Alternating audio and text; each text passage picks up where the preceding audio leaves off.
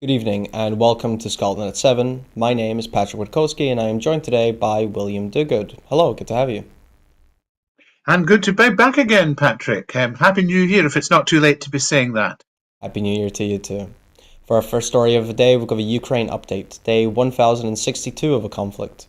Russia suffered 434,000 casualties in 2024, with the commander-in-chief of the armed forces of Ukraine has claimed, saying it was more than the previous 2 years combined.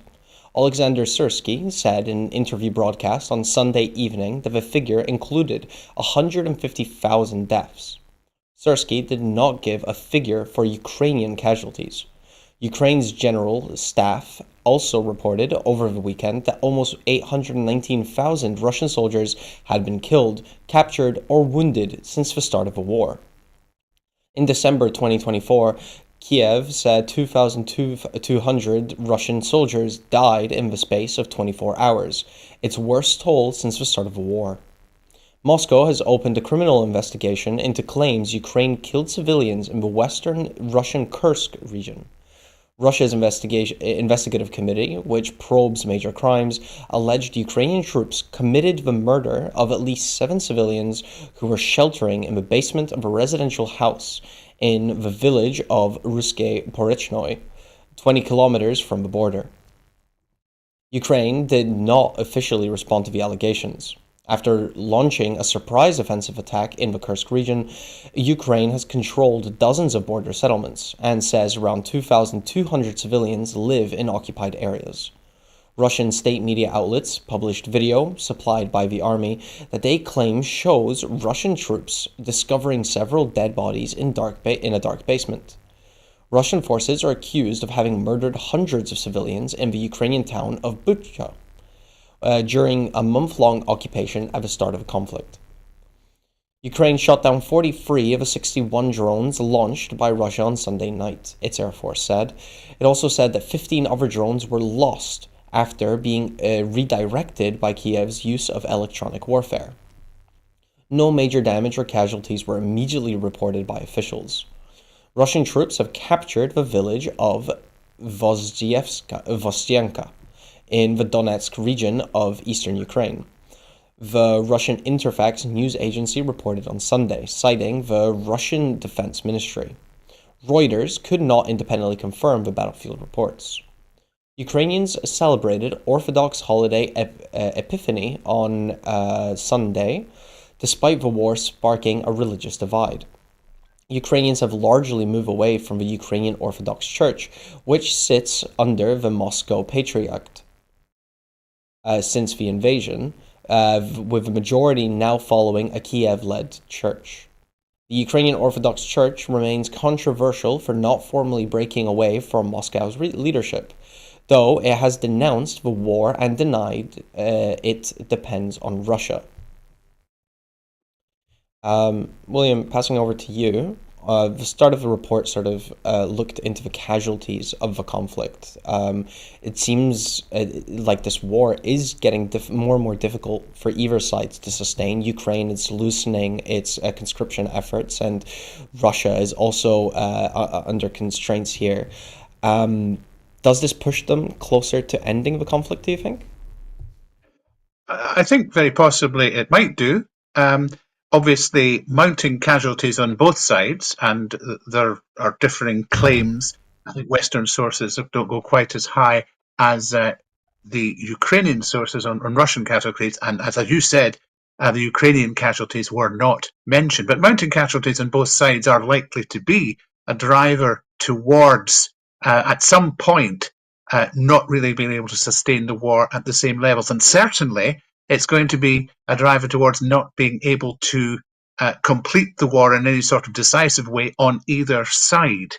And of course, one can't help but notice something that's sure to come up later in the bulletin, which is that Donald Trump has just been elected as president of the USA and said quite some time ago that he would be looking to end the war in Ukraine. Initially, he said within the first day, but he's now rolled it out a wee bit further than that to 6 months. And I think whatever he does next, and we'll wait to see what that is, and it is totally unpredictable, but whatever he does whatever plan he may have, if he even has a plan to bring the war to a conclusion in Ukraine, I think that will have an effect, possibly more of an effect even than the mounting casualties on both sides.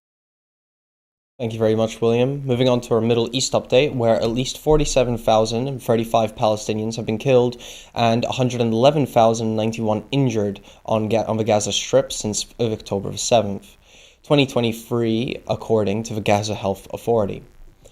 The World Health Organization says it is ready to pour much-needed aid into Gaza during the Israel-Hamas truce, but that it would need systematic access across the territory to do so. Much of the Gaza Strip's health infrastructure has been destroyed by Israeli attacks over the more than a year-long war. The first phase of a truce took effect after a 3-hour delay during the Israeli warplanes and artillery pounded the Gaza Strip. At least 13 people were killed, Palestinian health authorities said. Al Jazeera reported that at least 2 missiles hit a family traveling on a donkey cart as they tried to return home. 90 Palestinian prisoners were released early on Monday as part of a ceasefire deal. Those freed from Israeli prisons include 69 women and 21 teenage boys from the West Bank and Jerusalem.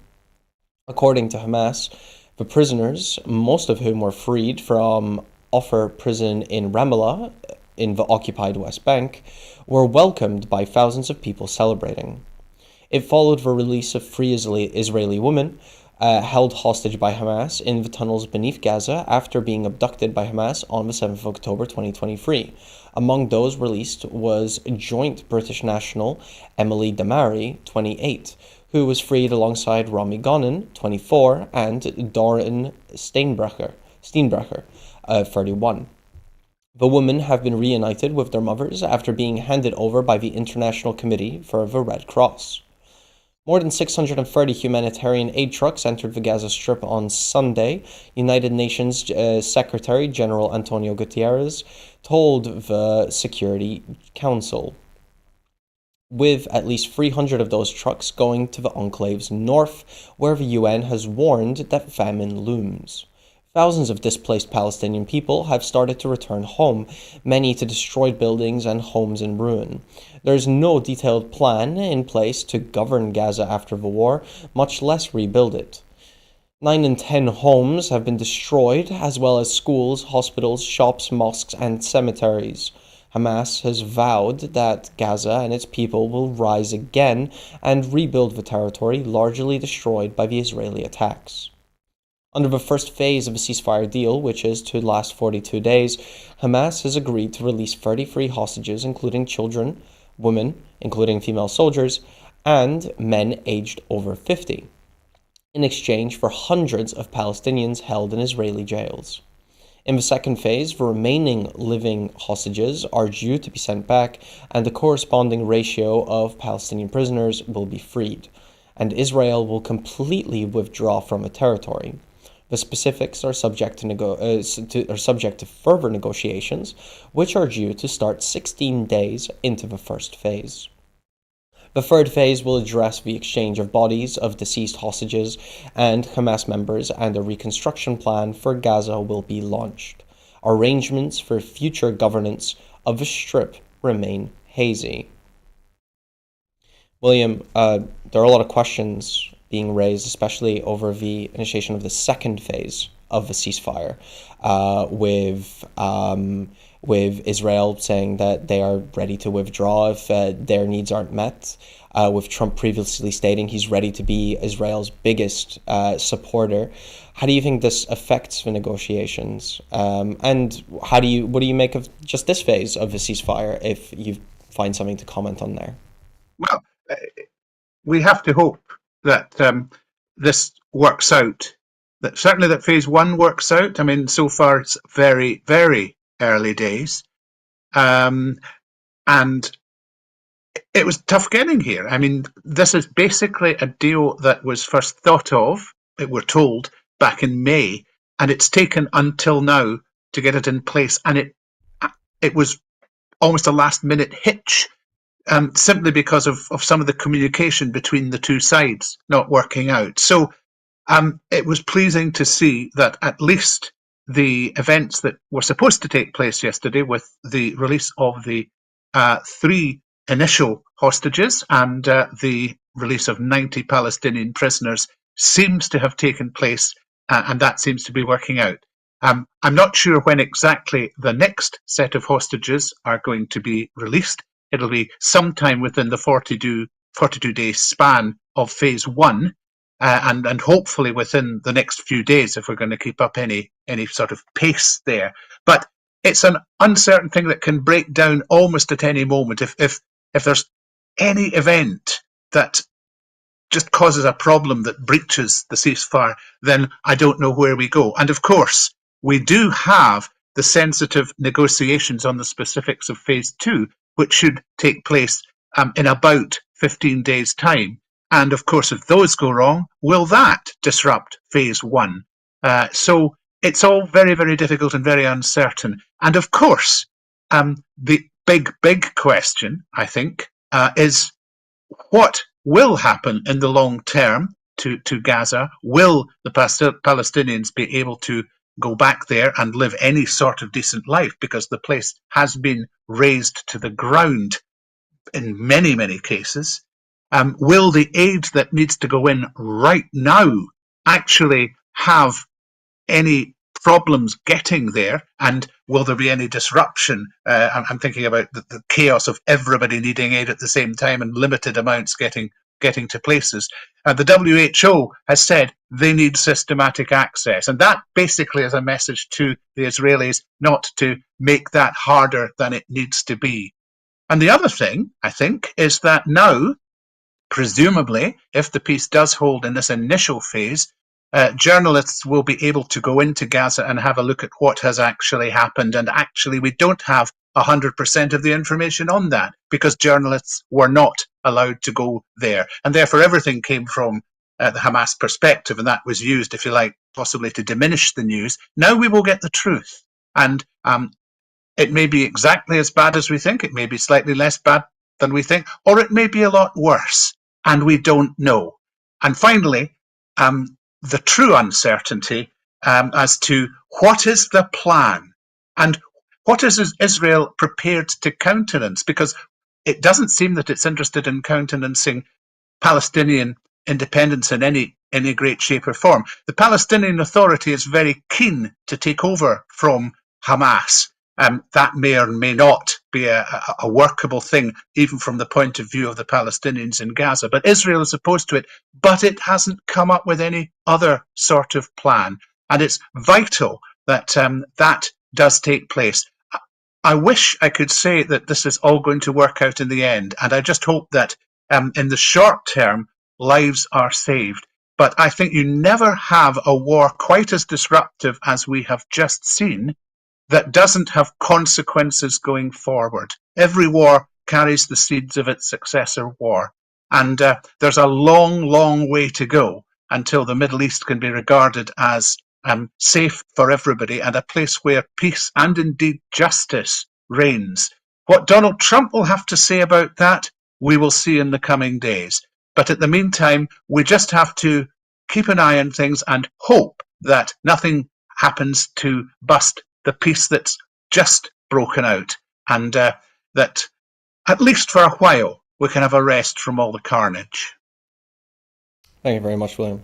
There was a lot there for listeners to unpack. We can now shift over to the big item of the day. Today marks the inauguration of Donald Trump. Trump is sworn in as president. In a ceremony staged indoors in the U.S. Capitol because of sub-zero temperatures, Donald Trump was sworn in as America's 47th president, promising a blitz of executive orders, a radical shakeup of a global order, and a, quote, golden age for America. Trump immediately struck a nationalistic tone in his inaugural address, vowing to put America first.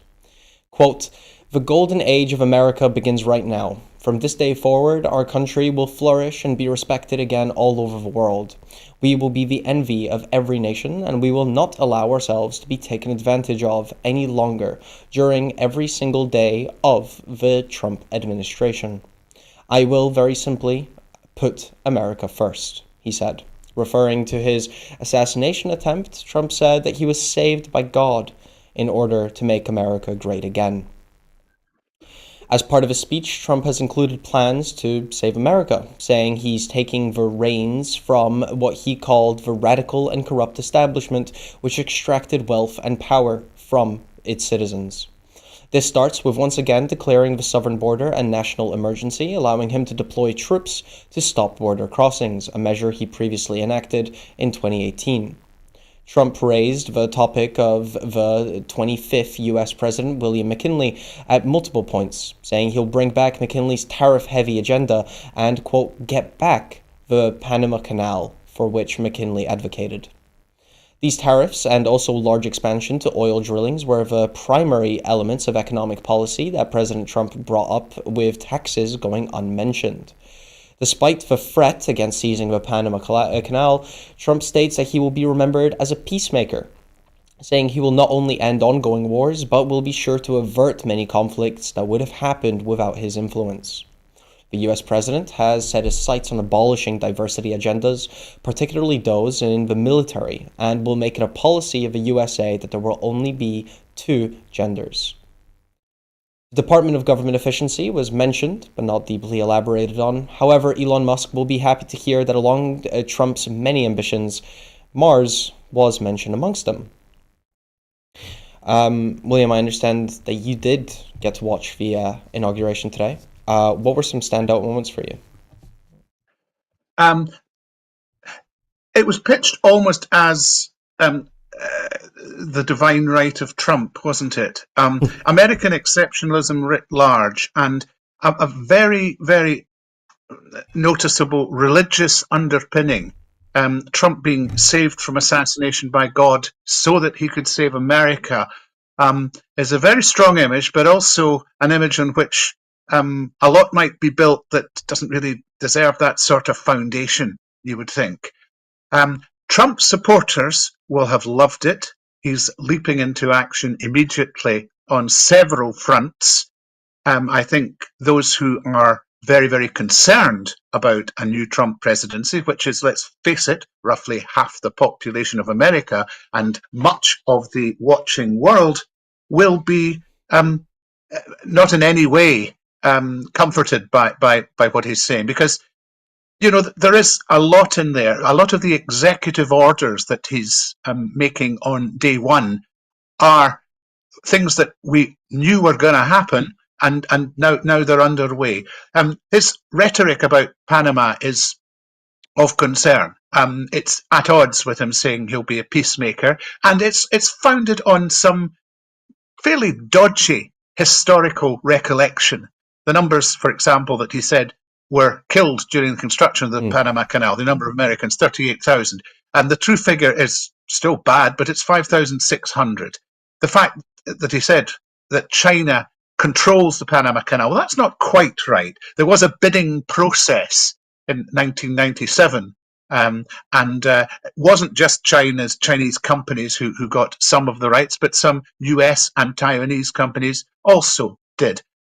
Therefore, to say America has had a raw deal, that's debatable. But if the way to fix it means effectively taking the Panama Canal by force, and that's what he's implying, that is not the act of a peacemaker. Of course, you have to watch what not what he says, but what he actually does. And we're not there yet. We've heard the first bit. We've heard the gilded story for what he's about to try to do to make America great again. But it's not the speech of a man leading a country that he wants to fit into the rest of the world as a willing partner and somebody to cooperate with.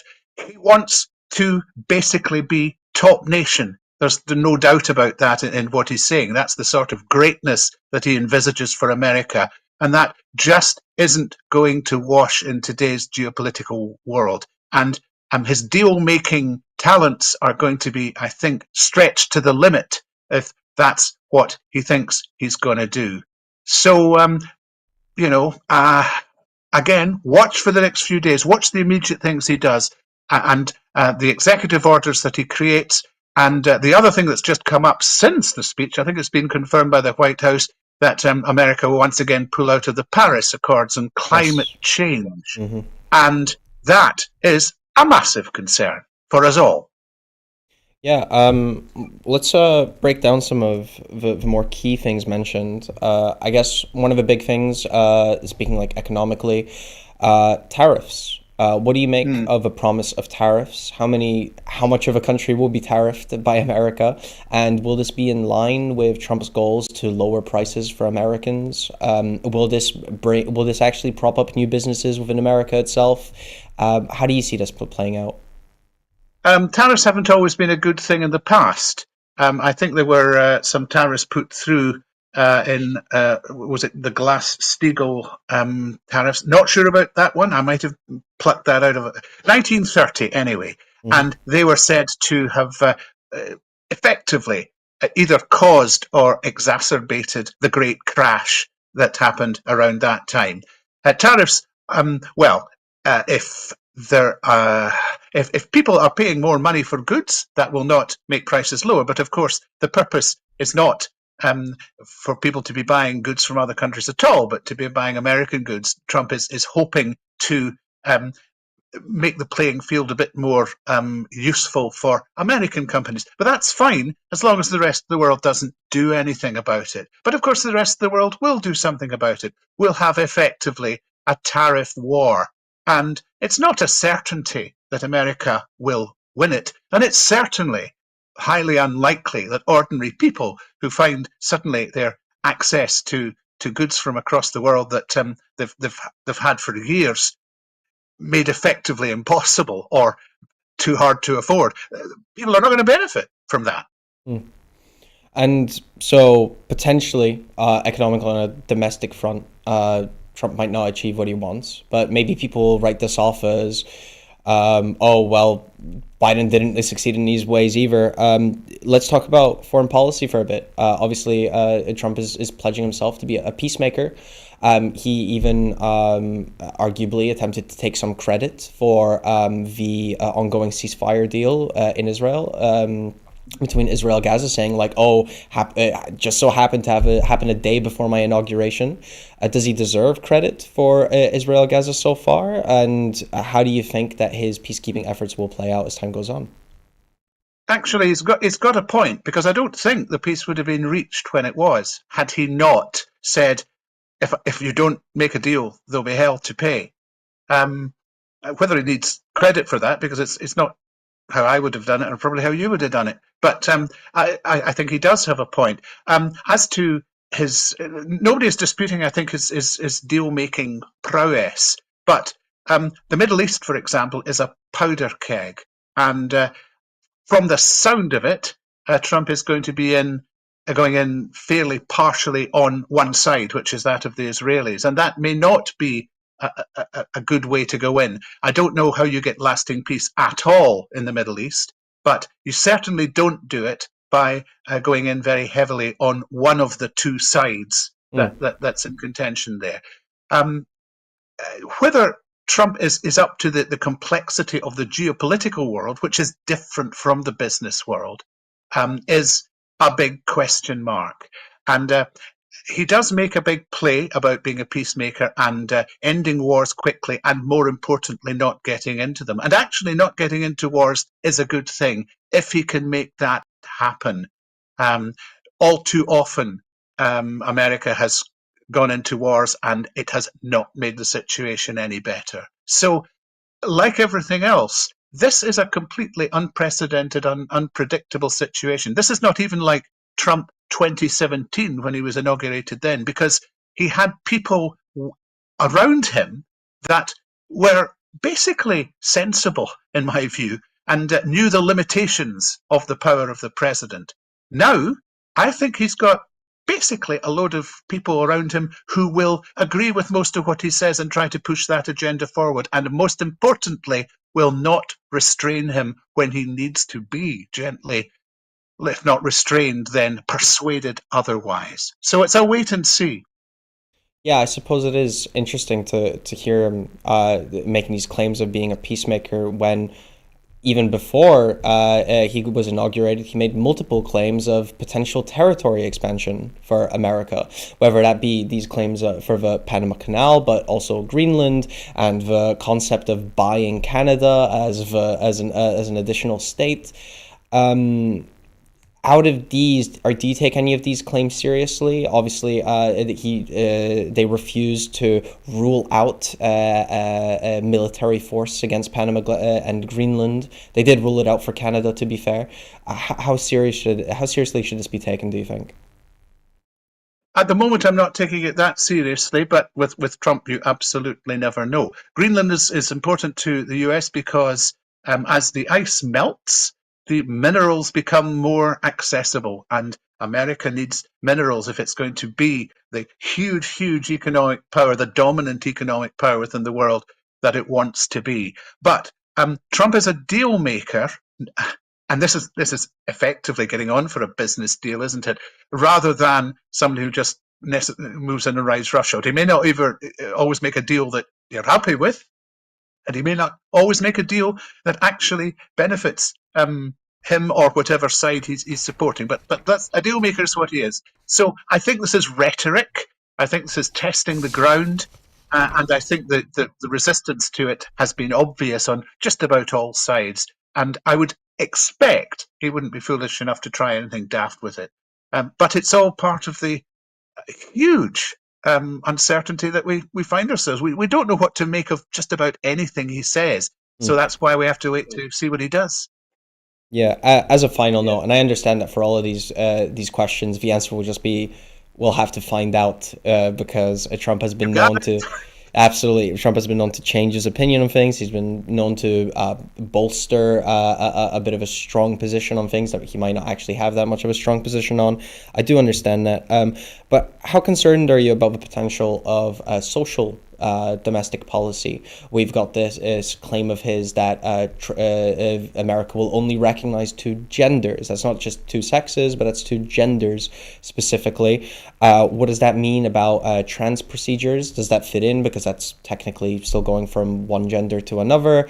What does this mean for other identifications? What does this mean for the military, I suppose, which is something that he really staked his claim on, ending the social experiment in the military, I believe he said, letting them focus on fighting their enemies. Yeah, is there a genuine threat for social liberal ideas in America? Yes, I think there is. Yeah, I sorry. think certain people will feel really threatened by this. I think to make it the policy of a country that there are only two genders, something that is disputed, and we all have our various views in it, but to make it the policy of a country is a big step. And I think a lot of people who espouse all sorts of liberal ideas will see things almost being rolled back 60 years and will not be at all happy with it. And I think there will be a backlash to it too. And so then there is the question of will you get continuation, and I think you will, of a polarized America where one side is very much in favor of one set of things and the other side is totally against, and never shall the twain meet. And that's my big problem. I think there should be debate. I think there should be conversation and two sides reaching out to each other to try and come to some sort of agreement on things. And this is not where we're going with this kind of blanket statement from Trump today. Thank you very much, William.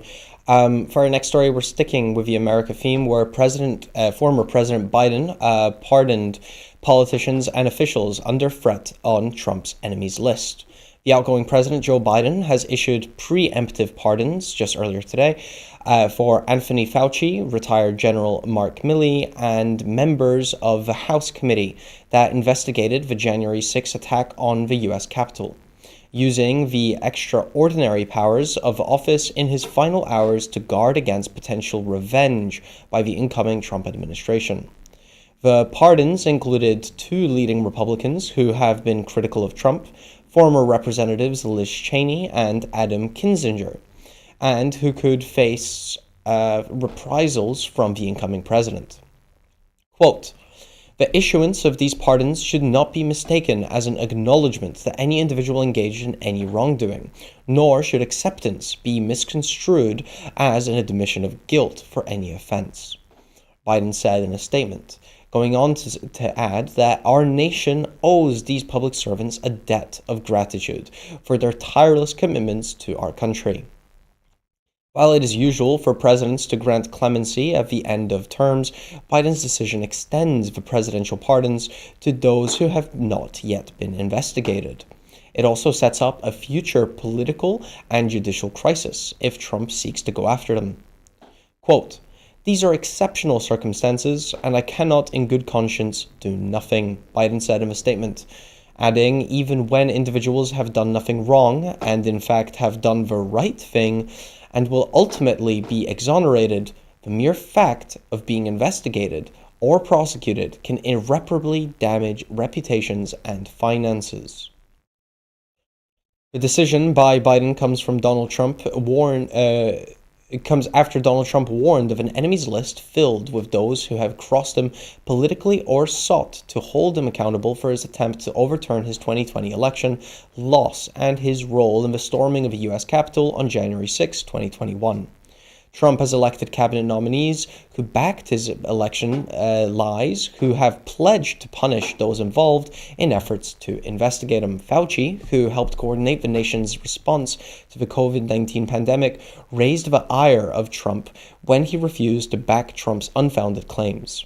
He has become a target of intense hatred and vitriol from people on the right, who blame him for mask mandates and other policies they believe infringed on their rights, even as tens of thousands of Americans were dying.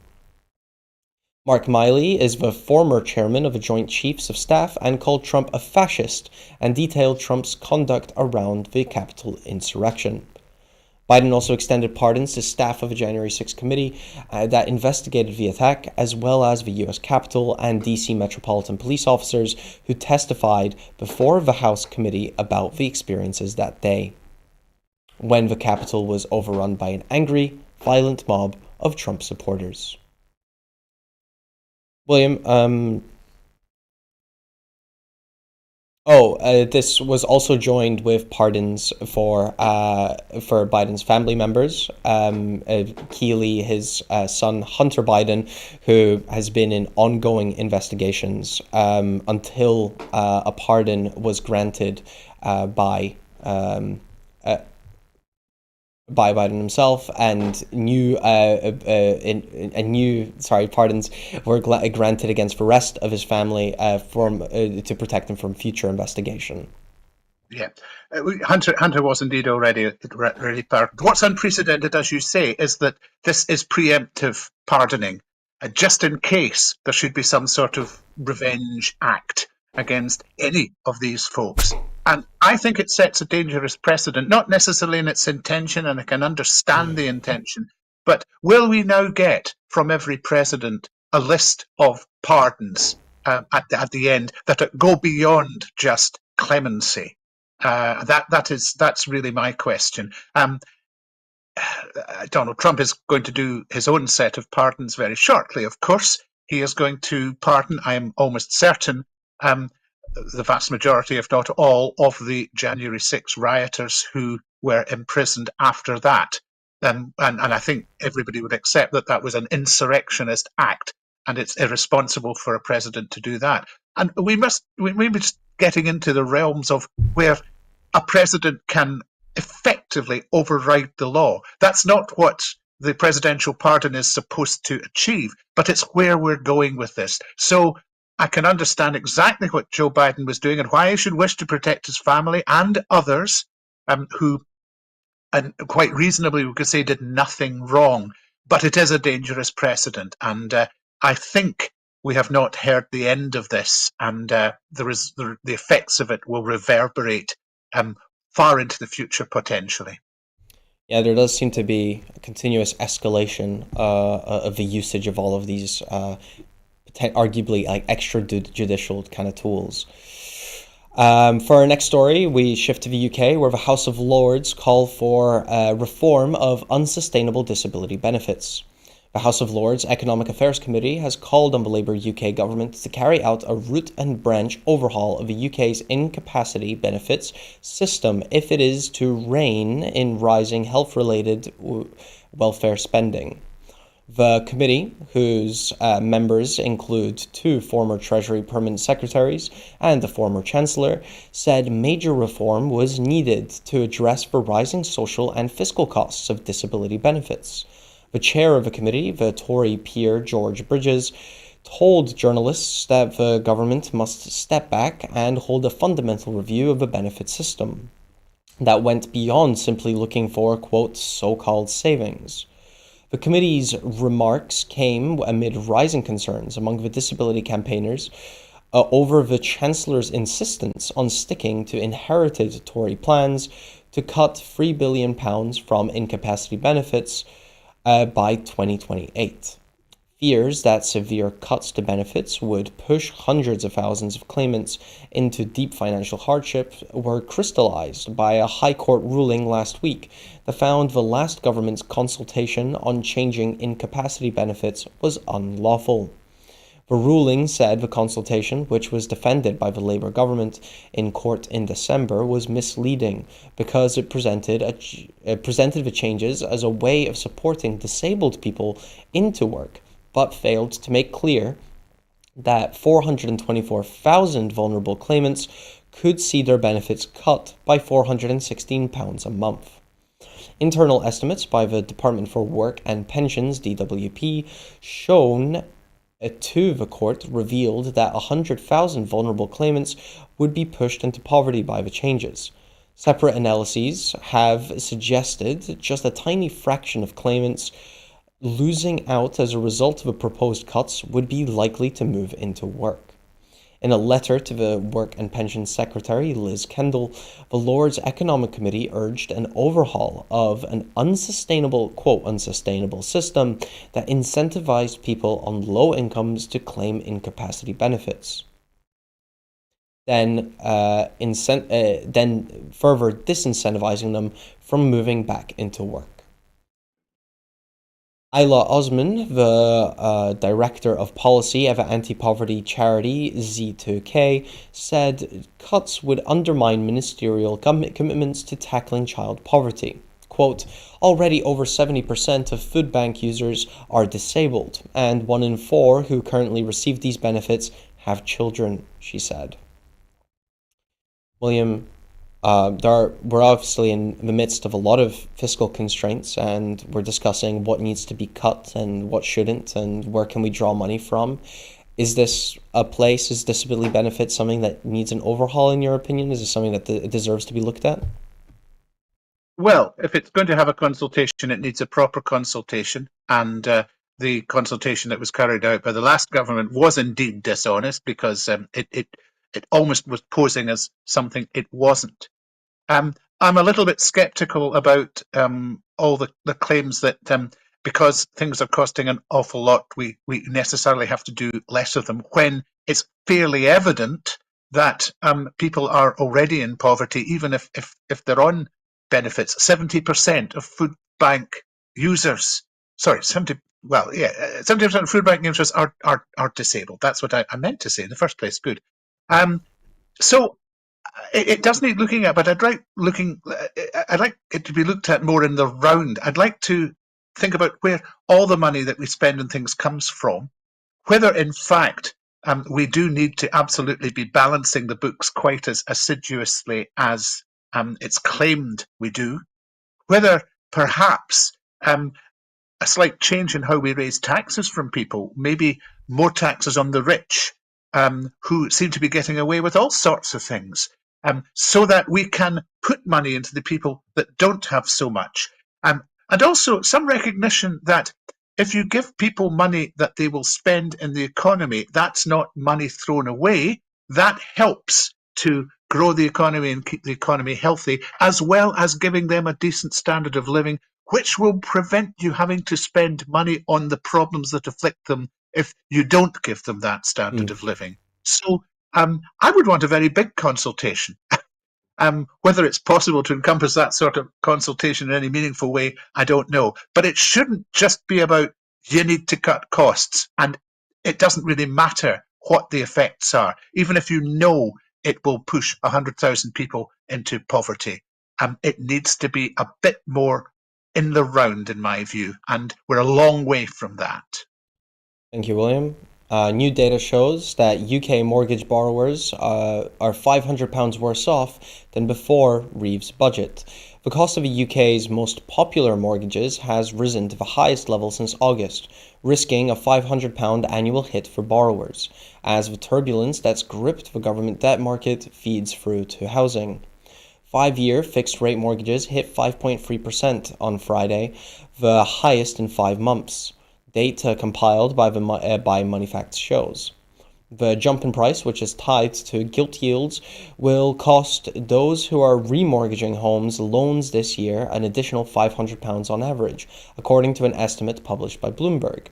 The publication of this research has prompted the SNP to challenge Rachel Reeves to do more to bring mortgage borrowing costs down quickly, as the fallout of her budget has left the UK economy struggling to achieve growth.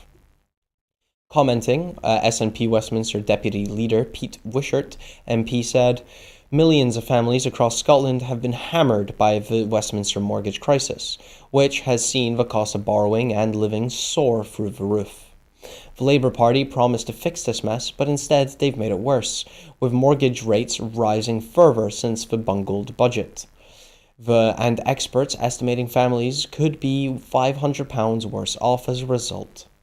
With shops, supermarkets, phone, broadband, and utility companies all warning they will have to raise prices as the result of a Labour Party national insurance tax hike, there is a very real danger the UK is heading for another damaging cost of living crisis.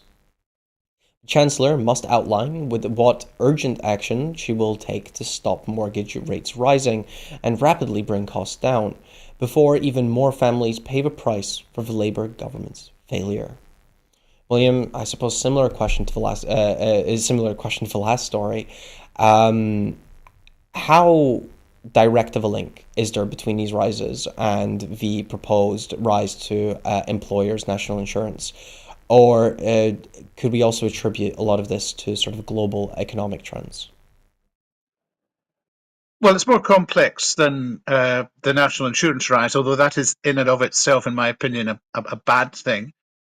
Global interest rates are a thing, but we tend to be a wee bit worse with interest rates than much of the rest of the world. So that is a problem. There's a problem here that's been brewing for a while, because as soon as interest rates stopped being incredibly low, as they had been for a very long time, there was a body of people who had taken out fixed rate mortgages over a period of maybe up to 5 years, or some cases even more in these days, Mm. who, when they had to refinance, were always going to be hit very hard. And if you'd had this conversation about a year or so ago, when interest rates were much higher, it would have been even worse for people refinancing at that time. So that should be borne in mind. It is, I think, reasonable, given where inflation now stands, that we should be looking at ways of getting interest rates down. And at base, the Chancellor could instruct the Bank of England to take the base rate down. And I would imagine that mortgage lenders who are subject to some competition would comply. So I think that could be done. But, you know, the price of property is too high. That's another thing. And where do we go with that? We Which is build what's more causing the affordable housing. refinancing in the first place, I guess you could argue. Household Yeah. expenses such as energy too high. It's a complicated thing. I would hope that financial institutions could come up with some deals, and some pressure could be put on by the Chancellor to reduce interest rates, which would make it not as bad as this forecast, which is only for some borrowers, is setting out. Do you expect the next Labour budget to react to this a lot? Like, are you expecting a rollback of a lot of plans? Are you expecting massive changes? Are you expecting I, an emergency budget to come in? I don't know about an emergency budget, but I think the next budget will have to react to some of the reactions to the first budget, which are still reverberating in society. So I think Labour are in a vicious circle at the minute, and they need to get into a virtuous circle, but I don't know quite how they do it. They maybe need a big flagship thing that actually makes life easier for people rather than harder. Hmm. For our next story, the Spanish high street bank Santander is considering withdrawing from the UK. Santander has rushed out a note to senior managers after it was revealed that the lender's Spanish owner is reviewing the future of its UK business amid mounting frustrations over regulation. The chief executive of Santander's UK corporate and commercial bank, John Baldwin, sent out a memo outlining how to respond to clients and its 21,000 UK staff, who have been rattled by news that the bank could be put up for sale. The revelation comes as the Labour government comes under growing pressure to achieve growth and is even looking at watering down post-financial crisis regulations in an attempt to promote growth and attract foreign investment in the city. Santander bosses have long expressed the view that UK rules, which include regulation to force bigger banks to separate and protect their consumer deposits from the rest of the investment banking operations. Financial watchdogs have promised to ease some of those restrictions, although the proposals are so far aimed at supporting smaller banks that have fewer deposits. Santander, which entered UK retail banking through its acquisition of the Abbey National Building Society in 2004, is also grappling with the fallout of a growing car finance commission scandal, which analysts at RBC Capital say could cost the bank up to £1.9 billion in compensation. The bank confirmed in October that it was cutting 1,400 jobs across its UK business as part of its efforts to reduce costs. The internal note to senior managers, which was signed off and approved by the executive chair of the Madrid-based parent company Banco Santander, Anna Botin, says that if anyone asks, quote, "Is it true that you are reviewing your presence in the UK?"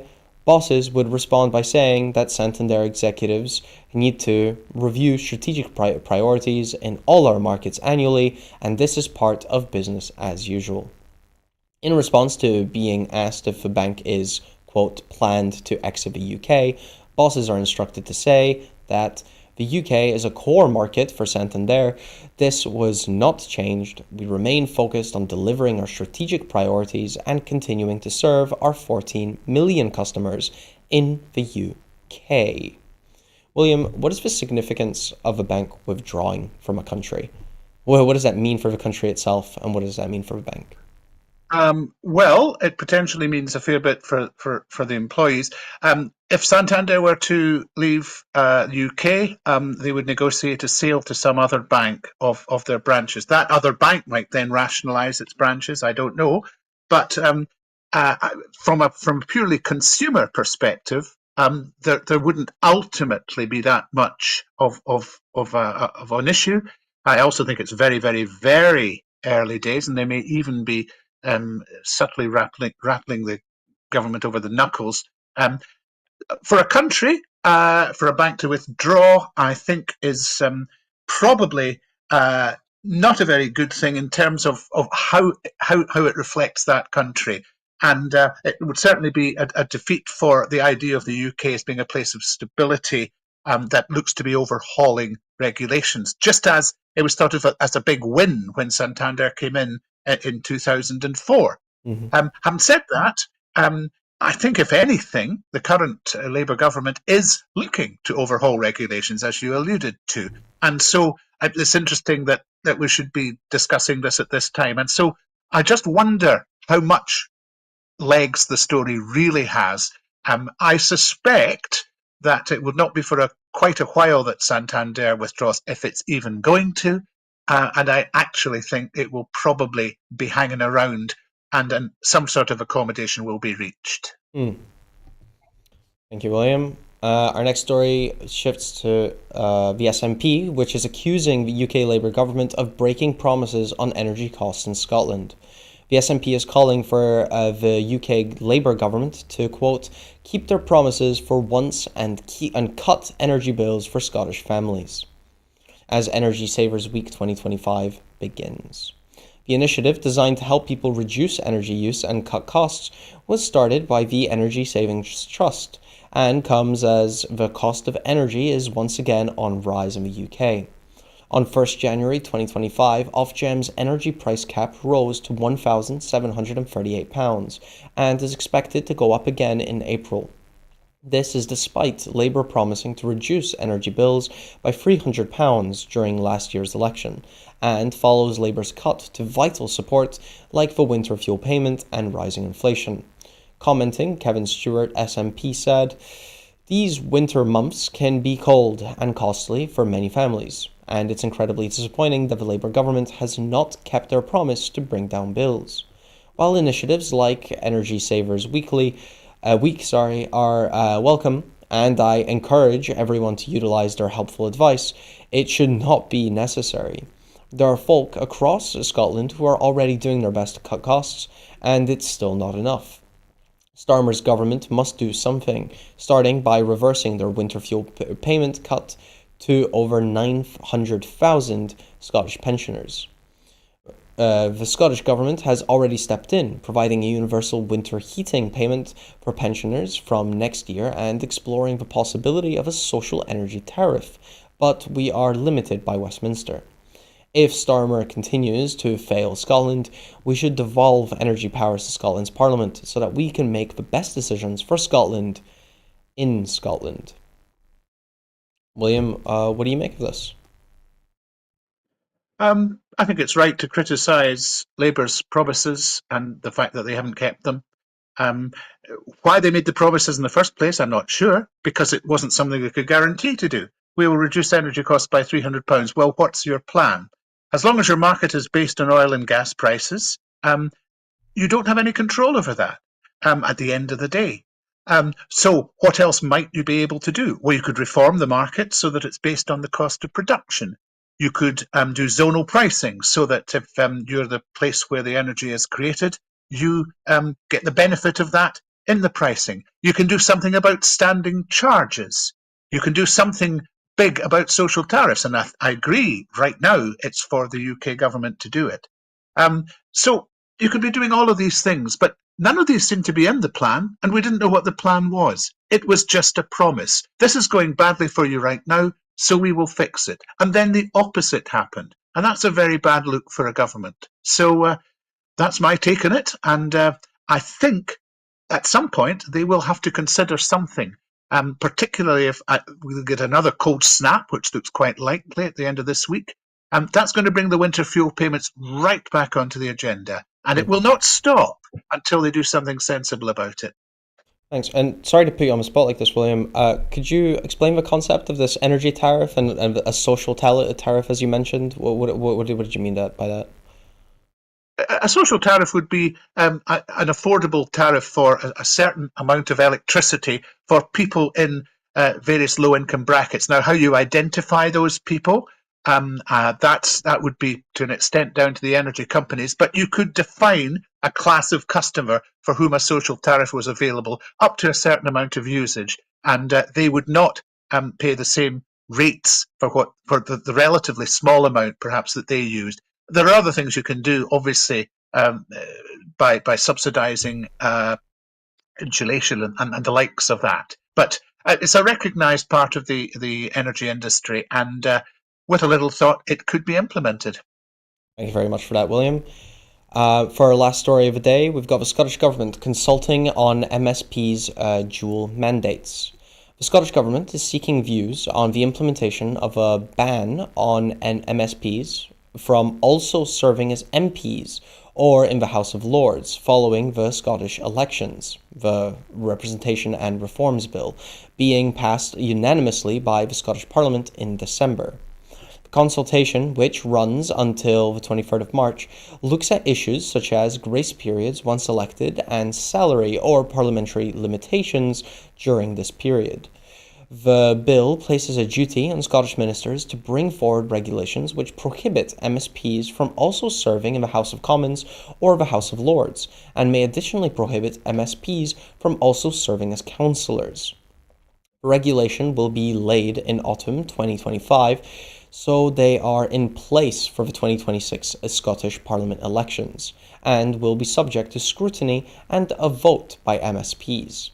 Minister for Parliamentary Business Jamie Hepburn said, following the unanimous passage of the Scottish elections of a Representation and Reform Bill in December, MSPs will be barred from also being an MP or peer through regulations to be brought forward in autumn 2025. This consultation on the issue will allow political parties, local government, and most importantly, the public to comment on the details of how that will work in practice, ahead of the practice being ended before the 2026 Scottish Parliament election. William, explain this concept to us, if you can. What are the implications of this, and what are the merits of it?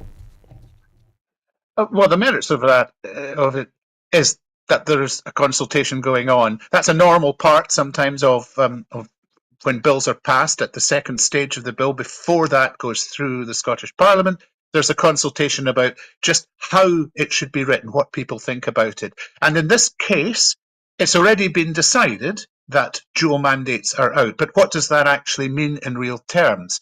For example, if you are an MP and you want to stand as an MSP, you can't immediately resign as an MP when you're elected in the other place. You have to go through a process, so there has to be a grace period before you just That's serve right. in the one place. Mm-hmm. In similar terms, if you're a peer, you can take a leave of absence, as Katie Clark has done, the Labour MSP. So there are questions about just is a leave of absence an okay way of doing? What's the grace period before you can take a leave of absence? What sort of activity can you get involved in while you're still serving in both places? What Right. sort of remuneration can you have? Something would be limited, that kind of thing. And that's important to know what people think about that before you actually pass the next stage of the legislation. So it's actually a fairly decent part of democracy, in my view. That's right. Do you know how this consultation is being held? How can people get their voice heard in this? It'll be online, no Mm. doubt. And of course, as with all consultations, very hard to find. So Mm. I'll have a wee look and stick it out in Blue Sky next time I'm on there. I'm sure we'll be able to tweet it at some point as well. And with that, I believe we run to the end of our show for today. Before I go, I just want to remind you that at Broadcasting Scotland, we depend on the generosity of our supporters. To everyone who has donated and to everyone who has signed up to make regular monthly payments, thank you very much. We raised £20,000 from April to the end of 2024, £16,000 short of our £36,000 target, unfortunately. We had to borrow that £12,000 to enable us to pay our bills and survive, but the pressure is still on, and we need to find more regular donors if we are to continue providing our shows. We face costs of over £4,000 every month, but only receive donations of around £2,500. We need more regular subscribers, and our debts need to be cleared as well. Our programs will always be free to view. However, if you can afford the £5 a month, please consider becoming a Broadcasting Scotland supporter, and please donate whatever you can afford. Thank you very much once again to William Duguid for his insight. It was great having Thank you you. for having me. Thank you very much. And I've been Patryk Witkowski. Hope you enjoyed our show, and goodbye.